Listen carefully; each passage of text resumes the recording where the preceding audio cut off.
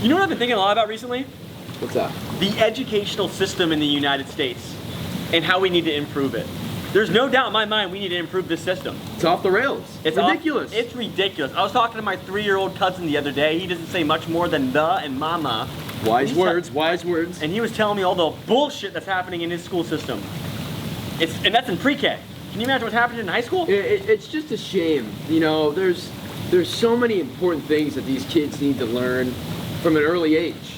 And you know, the wise age of 22, I think there's something that we can sit there and go, here's what you need to do.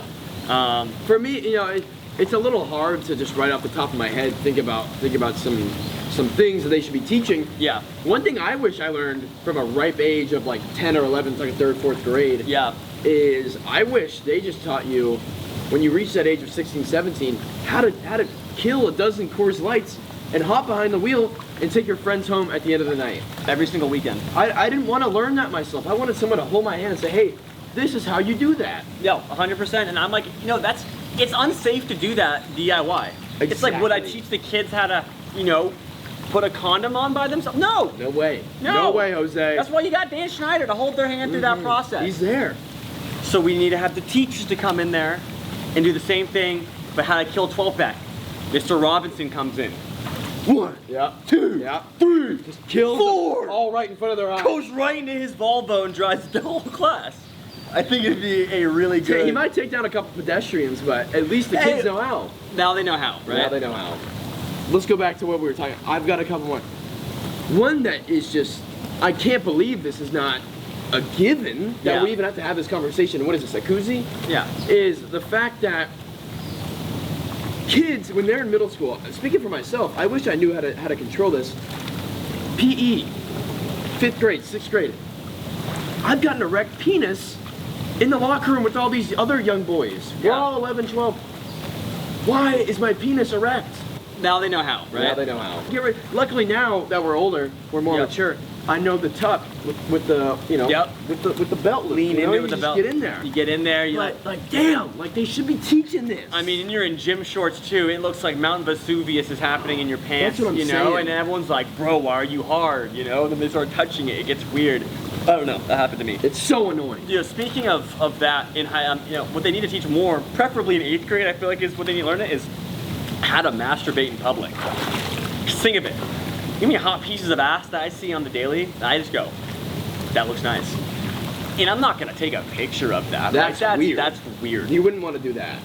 Ever. You don't want to be that guy. Ever. So, I do a little rub and tug in the pants.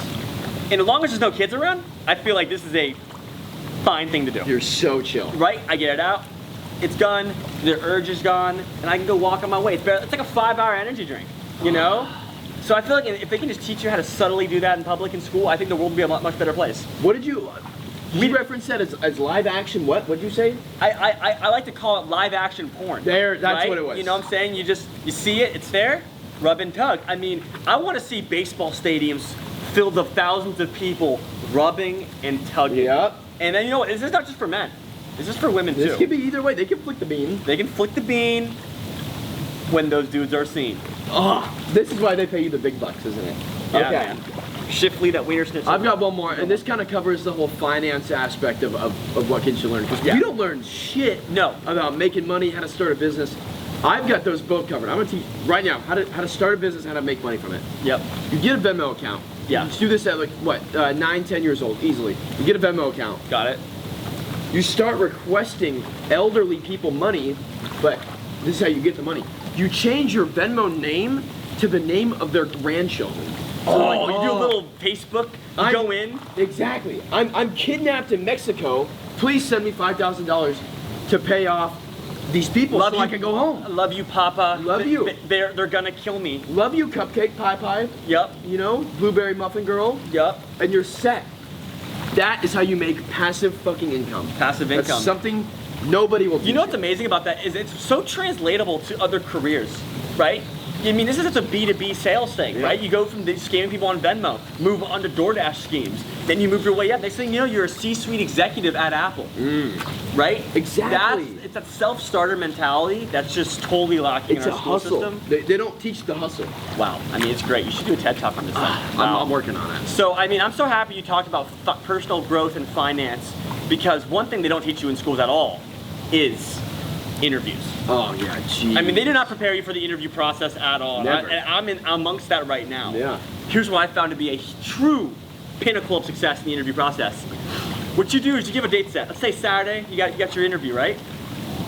You call in a bomb threat. Ooh. So you call that bomb threat into the interview, no one's showing up. As a matter of fact, police are there, bomb squad's there, maybe even national security. Well, because you called it in, you show up, briefcase in hand, suit tied. You walk in and you go, I don't care that there's a bomb threat, because I'm ready for this job. Oh. Hell, I'm even here on the day of crisis. And do they know that you called that in? Absolutely Because not. you lended a helping hand in times where they needed it more than anything. And that's the thing. They see that and they go, that is a champion. So next thing you know, I'm leaving $85,000 salary, 401k benefits, and an espresso machine in the office because I showed up amongst adversity. Yep. See, if I'm a boss of a company in a situation like that, and I see you walk in like that, suit and tie, briefcase, I don't know what the fuck you'd have a briefcase for, but if I saw that, I'd be like, that is the next president of my company right there. Sign him on the spot. As a matter of fact, I don't know if you can help me with this. I've got an interview in about 45 minutes. Do you got a phone on you to call this in? 911, what's your emergency? Hello, I'd like to make a bomb threat.